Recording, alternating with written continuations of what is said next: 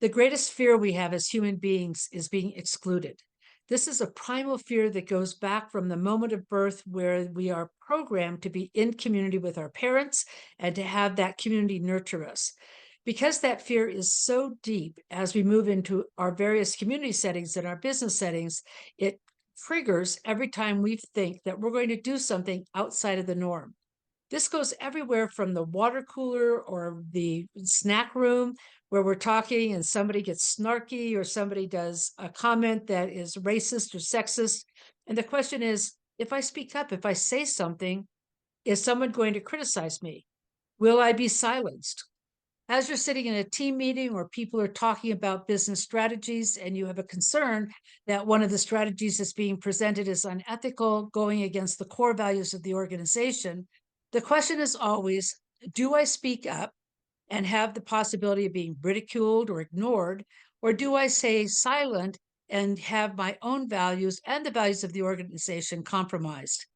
So that at the very social level, we monitor what we say and what we think in order to be included. At the deeper level, as we move into the pressures of an organization, we wind up with the fear that if we don't go along with what's being required of us, if we don't meet our numbers, if we don't sign our documents, if we don't do what the top tier wants, that we'll get fired. And that fear of being fired is often what keeps people from doing that which is right. So the strategy is to figure out when I'm being asked to say something or to go along with comments that are inappropriate, what do I say? How do I begin to do it in sort of a lighthearted, but nonetheless very clear kind of a notion that this is something that is not appreciated?